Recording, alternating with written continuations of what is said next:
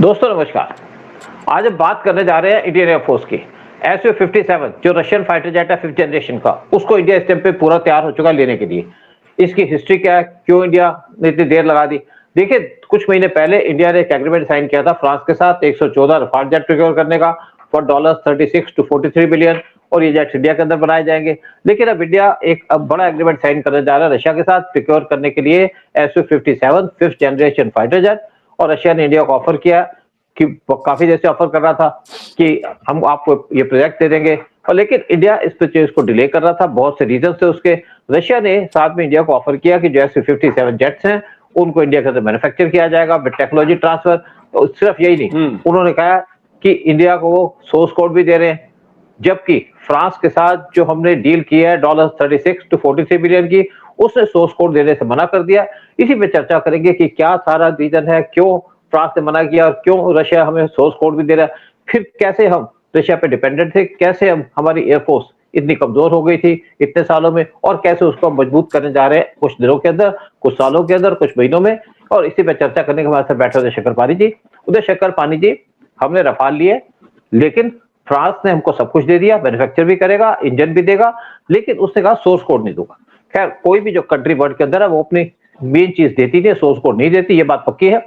लेकिन रशिया ने हमको कहा आप इंडिया के अंदर मैन्युफैक्चर कीजिए, आप सोर्स कोड भी लीजिए, टेक्नोलॉजी ट्रांसफर भी लीजिए, हम आपको पूरी मदद करेंगे मैन्युफैक्चर करने की। रशिया ने हमेशा इंडिया का साथ दिया। इस पे आप अपने कमेंट दीजिएगा, फिर मैं लोगों को हिस्ट्री बताऊंगा कि इसकी क्या हिस्ट्री है।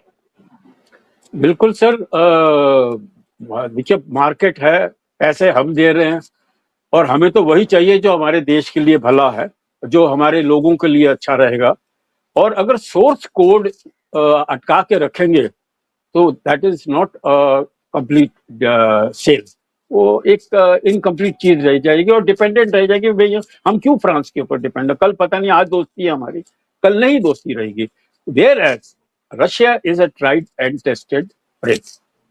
वो ना सिर्फ सोर्स कोड दे रहा है, वो आपको मैन्युफैक्चरिंग के भी राइट्स दे रहा है।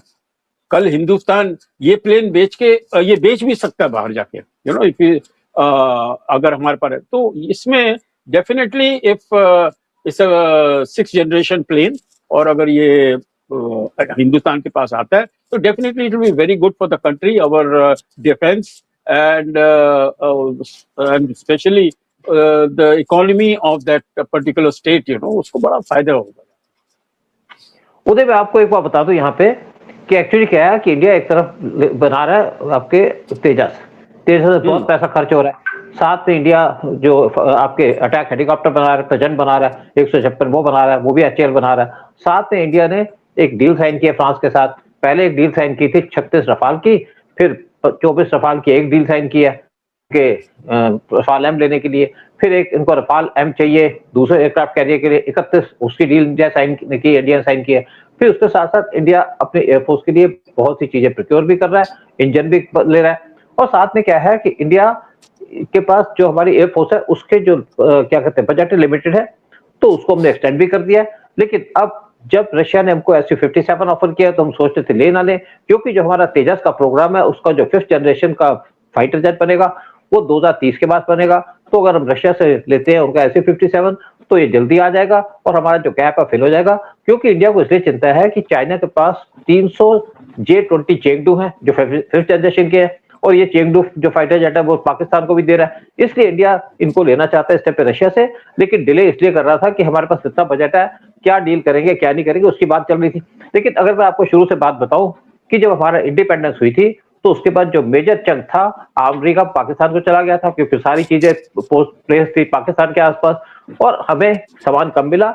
नेहरू ने कोई ध्यान नहीं दिया हमारे डिफेंस के ऊपर। और जब 1962 का वार हुआ तो हमें बहुत ज्यादा ह्यूमिलेशन हुई, हम डिफीट हो गए, हमारे पास कुछ भी नहीं था।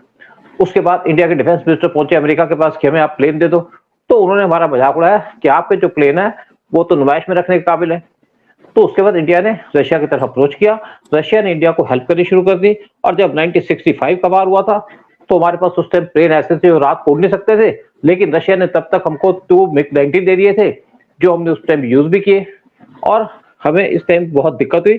जब इंदिरा गांधी पावर में आई तो उसने आते ही स्पेशल अटेंशन देनी शुरू कर दी डिफेंस और इंटेलिजेंस की तरफ। और आपको याद होगा 1971 वार के अंदर हमारे एक छोटे से फाइटर जेट थे नेट, जो बड़े बहादुरी से लड़े, छोटा था, वो घूम भी सकता था, उस टाइम पे डॉग फाइट भी होती थी। तो उस टाइम पे जो पाकिस्तान के पास जेट थे वो आपके फ्रांस के जेट थे, सेबर जेट थे, लेकिन हमने उनको भी डिफीट कर दिया क्योंकि हमारे पायलट की कैपेबिलिटी की वजह से। तो उसके बाद हमने एक डील साइन की फ्रांस के साथ कि 1980 में इंदिरा गांधी ने डील की कि हमें मिराज फाइटर जेट मिल जाए, 12 मिराज दिए, फिर उसके बाद उसको और एक्सटेंड कर दिया क्योंकि इंदिरा गांधी अपने आप को डिफरेंशिएट करना चाहते थे, यानी कि एक से सामान खरीदने के बजाय दूसरों से भी खरीदना चाहते थे डिफेंस के इक्विपमेंट। लेकिन रशिया से हम डील्स फाइनल करते रहे और रशिया ने हमको मिग 19 दिए, मिग 29 दिए। तो उसके बाद इंदिरा गांधी के जाने के बाद किसी ने भी इस तरफ ध्यान नहीं दिया। जब राजीव गांधी आए तो वो तो कमीशन खाने में लग गए, उन्होंने बफोर गन्स खरीदी, बफोर गन्स के अंदर ह्यूज कमीशन खाई उन्होंने, और उसके बाद फिर डिफेंस की डील नहीं हो पाई। फिर जब पीवी नरसिम्हा आए तो उन्होंने 60 SU-30 फाइटर जेट खरीदे रशिया से, और उसके बाद इनको इंक्रीज कर दिया गया 274 तक। वाजपेयी 5 साल के लिए प्राइम मिनिस्टर बने, बहुत सी कोशिश की उन्होंने अपनी डील्स करने की, लेकिन ज्यादातर कुछ कर नहीं पाए क्योंकि उनके जो एडवाइजर थे उन्होंने उनको कई बार धोखा भी दिया। लेकिन फिर भी वाजपेयी ने कुछ काम किया, लेकिन जेट्स कोई नहीं खरीद पाए। जब मनमोहन सिंह पावर में आए तो उस टाइम पे वो de facto prime minister Sonia Gandhi थी, सोनिया गांधी का टोटल कंट्रोल था। तो उस टाइम पे कांग्रेस ने कुछ डील तो फाइनलाइज की, जैसे वीआईपी हेलीकॉप्टर वो परचेज करने की बात की, लेकिन उसके अंदर कमीशन की बात चल गई और वो डील कैंसिल हो गई। मतलब कोई फाइटर जेट लेने की बात नहीं थी, जैसे हमारी फोर्सेस को चाहिए थे आपके बुलेट प्रूफ जैकेट्स, वेस्ट, वो भी नहीं लिए। लेकिन ये बाहर से जितना भी सामान लेते थे उसमें कमीशन खाने का काम चलता था कांग्रेस टाइम पे। तो हमारी जो डिफेंस फोर्सेस है काफी कमजोर रही। जब पीएम मोदी पावर में 2014 में, तो पीएम मोदी ने स्पेशल अटेंशन देनी शुरू कर दी और उन्होंने एक डील साइन की 36 रफाल जेट की 2016 में, और जो हमारे SU-30 फाइटर जेट थे उनको अपग्रेड करना शुरू कर दिया टू SU-30 MKI, यानी कि उनको 4.5 जनरेशन के फाइटर जेट बनाने की कोशिश कर रहे थे, और वो प्रोग्राम अभी चल रहा है। मीनवाइल नेट के बाद हमारा कोई भी इंडिजिनस प्रोग्राम नहीं था। फिर तेजास को हमने डेवलप करना शुरू किया, कई साल से डेवलप हो रहे थे, लेकिन उस पर भी डिले होती रही। फाइनली तेजा के प्रोग्राम को जब स्पीड अप किया तो उस टाइम पे एक और दिक्कत आ गई कि अमेरिका ने हमको इंजन देने से मना कर दिया। उनकी जो जी की कंपनी है उन्होंने कहा हमारे पास सप्लाई चेन का इश्यू है, तो मैं इंजन डिले हो गए, जिसकी वजह से तेजा का प्रोग्राम डिले हो गया। लेकिन अब दोबारा से तेजास का प्रोग्राम लाइन पे आ चुका है और तेजास MK-1 फाइटर जेट है, उसके लिए हम ले रहे हैं जी के इंजन। लेकिन जो तेजास MK-2 का प्रोग्राम है, जो 5th जनरेशन है, उसके लिए ले रहे हैं हम रफाल के इंजन, फ्रांस से इंजन ले रहे हैं जो सैफरन कंपनी है, और वो इंजन इंडिया के अंदर मैन्युफैक्चर किए जाएंगे। उसके बाद एक डील साइन की गई 2025 में 31 रफाल M लेने की इंडियन नेवी के लिए, साथ में एक डील साइन की गई 114 रफाल लेने की फ्रांस के साथ फॉर $36 to 43 बिलियन, जिसके अंदर दोनों लोकल मैन्युफैक्चरिंग की जाएगी, इंजन बनाए जाएंगे जेट्स के लिए, और साथ में प्रोक्योर किए जाएंगे 31 और रफाल M नेवी के लिए, और इंजन भी बनाए जाएंगे इंडिया के अंदर। साथ में जो इंजन हमें यूएस से मिलने थे उन्होंने भी एग्री कर दिया कि आपको इंजन देंगे, तो ये प्रोग्राम भी साथ में चल रहा है। मीनवाइल इंडिया ने कुछ अपाची अटैक हेलीकॉप्टर्स लिए थे यूएस से, और उसके साथ साथ इंडिया ने अपने खुद के हेलीकॉप्टर बनाने शुरू किए, प्रचंड हेलीकॉप्टर, और ये इंडिया इस टाइम पे कुछ हमारे आर्म फोर्सेस के अंदर एंटर कर चुके हैं। लेकिन एक और एडिशनल ऑर्डर दिया हमारे डिफेंस फोर्सेस ने, वो दिया 156 प्रचंड हेलीकॉप्टर्स का, जो HAL बना रहा है। जो अटैक हेलीकॉप्टर्स है इनकी जरूरत हुई थी इंडिया को 2019 में जब कारगिल का वार हुआ था, लेकिन अब इंडिया खुद बना रहा है जो प्रचंड हेलीकॉप्टर है। इवन जो आपके अमेरिकन अपाची हेलीकॉप्टर्स है उससे बेटर है अगर उनको देखा जाए कि हिल एरियाज के अंदर। अपाची हेलीकॉप्टर हिल्स के अंदर फेल हो गए, लेकिन जो हमारे प्रचंड हेलीकॉप्टर है वो सक्सेसफुल है।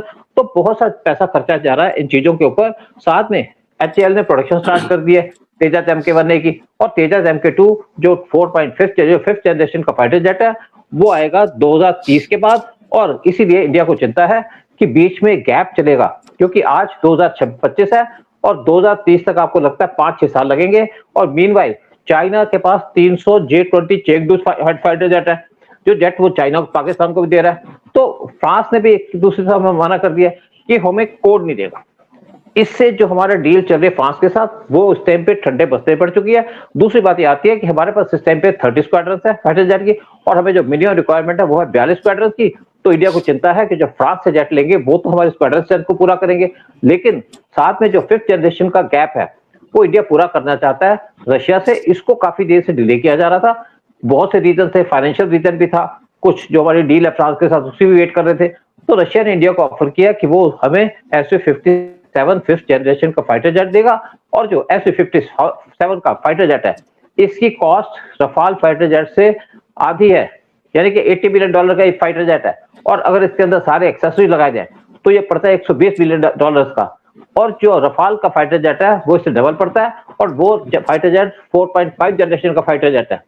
तो इंडिया इस टाइम पे इंटरेस्टेड है कि 60 Su-57 फाइटर जेट खरीदते रशिया से। और लेकिन दूसरी तरफ रशिया हमारे को इम्प्रेस कर रहा है कि वो हम कम से कम 100 फाइटर जेट उनसे खरीदे।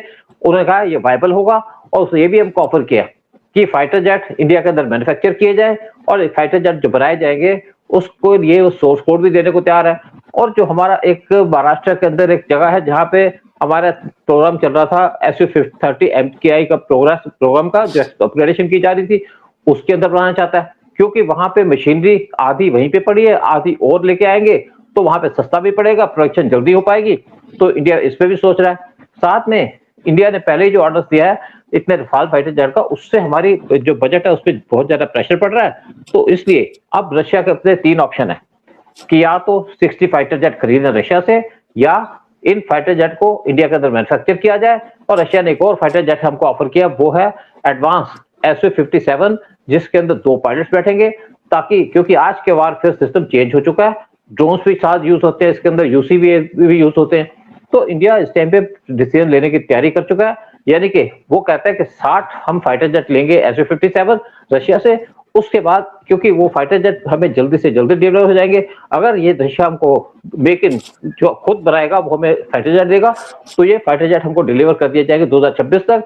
उसके बाद हम साथ में प्रोग्राम स्टार्ट करेंगे इनको मैन्युफैक्चर करने का इंडिया के अंदर ही। और अगर ये इंडिया के अंदर मैन्युफैक्चर किए जाएंगे, सस्ते भी पड़ेंगे, पार्ट्स भी आएंगे हमारे पास, और ये जो डिलीवर होंगे वो होंगे हमें 2027-28 के अंदर। तो इंडिया ने इस टाइम पे एक हिसाब से पूरा मन बना लिया कि वो फाइटर जेट लेगा रशिया से, और साथ में ये फाइटर जेट को इंडिया के अंदर मैन्युफैक्चर भी करेगा, ताकि जो हमारी इस टाइम पे शॉर्टेज है वो पूरी हो सके, और जो हमें थ्रेट है इस टाइम पे चाइना और पाकिस्तान से, उसको हम पूरे तरीके से काउंटर कर सके। तो ये जो इंडिया का डिसीजन है उससे ऐसा लगता है कि हमारी इस टाइम पे एयरफोर्स वो भी बहुत खुश है। वो चाहती है कि जितने भी फाइटर जेट है जल्दी से जल्दी डिलीवर हो, ताकि हमें जो चैलेंज मिल रहा है पाकिस्तान चाइना से, और जो हमने ऑपरेशन सिंदूर पार्ट 2 कर रहे हैं वो कर पाए। हाँ, कुछ आप कहना चाहते हैं, फिर मैं आपको बताता हूँ। सर, हम लोग जरा चाइना और पाकिस्तान के भी आगे थोड़ा जाना चाहते हैं, क्योंकि अगर आपको वर्ल्ड लीडर बनना है, अगर आपको विश्व गुरु बनना है, पहले तो पैसा होना चाहिए। वो हिंदुस्तान के पास आ गया। Again, with the help of Russia, we are really doing very well. Oil crude oil को रिफाइन करके पूरे ग्लोबली हम लोग सप्लाई कर रहे हैं आके। दूसरा है अब मोदी जी थोड़ी जल्दी में, मैं बता रहा हूँ, he wants to make India a major manufacturing hub. यहां सब मैन्युफैक्चरिंग करनी चाहिए, उसके ऊपर कंसंट्रेशन कर रहे हैं। और आप ये सोचेंगे कि ये जो 5-6 कंट्री के ऊपर गए हैं मोदी जी, जल्दी जल्दी एक एक कंट्री में एक एक दिन करके आगे जा रहे हैं, ये क्यों गए? स्वीडन क्यों गए? इटली क्यों गए? He has gone there to get the technology which India is lacking right now to become a major manufacturing hub. Technology चाहिए, लाइक हॉलैंड का भी अपना काफी, they are very good engineering brains हैं उनके पास जाके। तो that is the purpose and that is what I would like to tell the audience कि यस, हमें पता है कि हमारी स्ट्रेंथ क्या है और हमारी वीकनेस क्या है, और इस वक्त वीकनेस मोदी जी उसके ऊपर मेहनत कर रहे हैं। और अगर फॉरेन कंट्री में इतना वर्ल्ड वाइड एक सबके मैंने इतनी जल्दी जल्दी सब कंट्रीज में जाके वो basically collecting technology and data. उदय में आप बिल्कुल ठीक बात कह रहे हैं। मैं आपको एक और बात यहाँ कह दूं कि जब हमारे को जब सोर्स कोड की बात थी, देखिए पहले क्या था कि हम प्लेन लेते थे, जो हमें प्लेन देता था वही ले लेते थे, जैसे रशिया ने हमको दिया। लेकिन अब हमने सोचा कि हमारे पास उस टाइम पे कोई टेक्नोलॉजी थी नहीं, और वही हम प्लेन लेकर के उनको उड़ाते थे, यूज करते थे। लेकिन अब क्या है कि हम बड़ी बड़ी मिसाइल बना रहे हैं, जैसे हमारे ब्रह्मोस मिसाइल है, फिर हम दूसरी मिसाइल भी बना रहे हैं, एस्ट्रम मिसाइल बना रहे हैं, जो हम इन प्लेन्स के अंदर लगाना चाहते हैं उसके अगर हमें कोड मिलेगा तो हम उसको लगा पाएंगे। अगर कोड नहीं मिलेगा तो उसको लगाने के लिए हमको उनको बनाना पड़ेगा, यहाँ बुलाना पड़ेगा कि आप आइए उसको लगाइए। तो वार लाइक सिचुएशन के अंदर बड़ा मुश्किल हो जाता है, टाइम बड़ा इंपॉर्टेंट होता है। तो इंडिया इसलिए चाहता है कि जैसे मोदी का एक प्लान है आत्मनिर्भर भारत, यानी कि अगर सेल्फ सफिशिएंट होंगे तभी कर पाएंगे। इसलिए आज इंडिया बहुत ज्यादा प्रेशर दे रहा है हर एक डील के अंदर कि जो भी डील हो उसके अंदर इंडिजिनियस कंपोनेंट हो। अगर हमारे कंपोनेंट लोकल होंगे, इंडिजिनियस होंगे, तो हम उनको लगा पाएंगे, सस्ते पड़ेंगे, साथ में हमारी फॉरेन एक्सचेंज बचेगी। पहले क्या था कि प्रिपेयर्ड चीज बाहर से लेते थे, आज हम खुद बनाते हैं। अगर हम प्लेन लेते हैं रशिया से तो सस्ते पड़ेंगे, अगर खुद बनाएंगे तो उसको महंगे पड़ेंगे। क्यों? लेकिन उसके साथ क्या है कि अगर प्लेन इंडिया के अंदर बनेंगे तो हमें टेक्नोलॉजी मिलेगी, जो साथ में हमारे टेक्नीशियंस हैं उनको नॉलेज मिलेगी। साथ में क्या है कि अगर हम प्लेन यहाँ बनाएंगे तो बहुत सी जो सब्सिडरी कंपनी है उसके अंदर काम किया जाएगा, स्पेयर पार्ट्स बनेंगे जगह जगह के अंदर, और ये जो लोकल कंपनी है उनको फायदा होगा, वहां पे एम्प्लॉयमेंट बढ़ेगी। तो देश के अंदर जो एम्प्लॉयमेंट बढ़ेगी, जो लोगों को इनकम होगी, उन पे टैक्स लगेगा तो गवर्नमेंट को पैसा वापस आएगा, यानी कि वो पैसा सर्कुलेट ज्यादा होगा तो गवर्नमेंट को लॉन्ग रन में फायदा होगा, बेनिफिट होगा, साथ में हमारी फॉरेन एक्सचेंज बचेगी। तो इसलिए इंडिया यही कर रहा है। जो नासिक का प्लांट है जहां पे कहा जाता है 50% जगह वेकेंट है, जब से SU-30 MKI का प्रोग्राम खत्म हुआ है, तो रशिया ने कहा इसी जगह पे हम प्लांट बनाएंगे। आधी मशीनरी वहां पड़ी है, आधी हम लेके आएंगे, और जब प्लांट रेडी हो जाएगा यहाँ पे प्रोडक्शन शुरू हो जाएगी तो इसको एक्सपेंड कर लेंगे। तो ये काम चल रहा है। और जो मोदी का जो प्लान है शुरू से, देखिए ऐसे ही है कि जो पहले हम वारशिप लेते थे रशिया से, वहां से बना के आते थे, आज इंडिया के अंदर मैन्युफैक्चर किए जा रहे हैं। इंडिया के अंदर मैन्युफैक्चर करने के साथ ये हमारे वहां पे एम्प्लॉयमेंट जनरेट होती है, इनकम होती है साथ में, और साथ खर्चा भी होता है। साथ में हमने जैसे एक डील साइन किया है जर्मनी के साथ मैन्युफैक्चर करने के लिए 6 सबमरीन विद AIP सिस्टम। उनकी जो टोटल कॉस्ट है वो है $8 बिलियन की, और ये जो सबमरीन इंडिया के अंदर बनाई जाएंगी मेजागन डॉक के अंदर, और सबमरीन बड़ी बनाई जा रही है ताकि वो, क्योंकि इंडियन ओशन का रीजन बड़ा है। साथ में जब ये चीजें अंदर बनाई जाएंगी तो हमारे इंजीनियर्स को बेनिफिट भी होगा, उनको नॉलेज बढ़ेगी। साथ में जब इंडिया इसको बनाएगा तो उसको एक्सपोर्ट भी कर पाएगा। तो बेसिकली क्या है, और इसके साथ साथ क्या है कि हमारे पास टेक्नोलॉजी होगी तो कोई वहां पे चेंजेस करनी पड़ेगी तो हम कर पाएंगे। यही चीज है जो हम SU-57 ले रहे हैं या जो रफाल लेते हैं, हम चाहते हैं सोर्स कोड मिले, ताकि जो भी हमको चेंजेस करने हैं, जब हमने सिस्टम इंजेक्ट करने हैं, जैसे हमारा AIS से रडार है उसको लगाना चाहते हैं, हम रशिया के रडार को छोड़ के अपना लगाना चाहते हैं। रशिया ने कहा लगा लो। फिर हमने रशिया से R-77 मिसाइल ली है, उस मिसाइल को हम फ्रांस के प्लेन्स पे लगाना चाहते हैं, तो वो उससे भी हमें बेनिफिशियल है, क्योंकि वो मिसाइल की रेंज 450 किलोमीटर की है, और जो चाइना की PL-15 मिसाइल है जिसको यूज किया था उन्होंने लोकेशन से दूर में, उसकी रेंज है 250 किलोमीटर की। तो बड़ी रेंज की मिसाइलें लगा रहे हैं ताकि हमारी को फोर्सेस को बेनिफिट हो और चाइना हमारे नजदीक ना आ पाए। लेकिन मेन बात है कि गवर्नमेंट इस टाइम पे बड़े पॉजिटिवली सोच रही है, और सोच रही है कितना भी पैसा लगे, जो भी पैसा लगे देश की सुरक्षा के लिए सबसे इंपॉर्टेंट है। और जो इंडिया की पूरी प्लान है, जैसे PM मोदी ने कहा था कि बाई 2035 हम होंगे सुपर पावर, और उसी पे मोदी काम कर रहे हैं। और आपको याद होगा एक बार कि 15 अगस्त को PM मोदी ने अनाउंस किया था ऑपरेशन सुदर्शन चक्र, कि पूरे इंडिया को सेफगार्ड किया जाएगा बाय 2035, उस पर भी काम किया जा रहा है। तो आज इंडिया अपने आप को स्ट्रांग बना रहा है, और ये इंडिया को जो टाइम लगा है स्ट्रांग बनने में, उसका रीजन है कि हमारी जो पिछली गवर्नमेंट है उन्होंने कोई भी ध्यान नहीं दिया हमारी डिफेंस फोर्सेस की तरफ या दूसरे इश्यूज के लिए। लेकिन आज जो हमारी रशिया के साथ डील फाइनलाइज होने जा रही है SU-57 फाइटर जेट की, उससे इंडिया की स्ट्रेंथ बढ़ेगी, इंडिया को 5th जनरेशन का फाइटर जेट मिलेगा, और इंडिया अपने आप को काउंटर कर पाएगा चाइना और पाकिस्तान से। और यहीं पे हम प्रोग्राम खत्म करते हैं। आप कुछ कमेंट दीजिएगा, फिर हम प्रोग्राम को यहीं पे रैप अप करते हैं। बहुत अच्छा है। एक्चुअली सूद साहब की स्पेशलिटी है फॉरेन अफेयर्स एंड डिफेंस, और उसके बारे में इतनी बातें वो जो बताते हैं कि आम पब्लिक भी इसको जाने कि भाई क्या कमी है और क्या हमारी ताकत है इस वक्त, और हमारा देश कैसे किस दिशा में चल रहा है। तो it's a very good development sir. और आई एम श्योर कि जिस तरह से अमेरिका, आप देखो अमेरिका कुछ बनाता नहीं है, बट उसकी मेन इनकम है ऑफ डिफेंस, उसकी मेन इनकम है सेलिंग आर्म्स, सेलिंग वो पूरी दुनिया को सप्लाई करता है, उससे पैसे कमाता है। तो वो चीज हम क्यों ना करें? We can do it. अगर हम कर सकते हैं तो बहुत अच्छी बात है। It is good for the country. Modi ji अपनी जेब में तो डालने नहीं वाले, वो तो देश की इकोनॉमी में आने वाला है। तो एनीवे इट इज कल से हमारा देश सही दिशा पे जा रहा है। एंड इसी बात पे सर आपका मतलब ये है कि भाई आप कोई क्वेश्चंस हैं, कोई कुछ है इंक्वायरी, बताइए हमको, हम लोग जवाब देंगे। और सब्सक्राइब करिए and so that we can make better programmes. Okay sir, thank you very much. Jai Hind, जय भारत। जय हिंद, जय भारत। वंदे मातरम के बगैर सर आज कोई प्रोग्राम खत्म नहीं होगा। वंदे मातरम, ठीक बात है, सही बात है। Okay okay okay okay.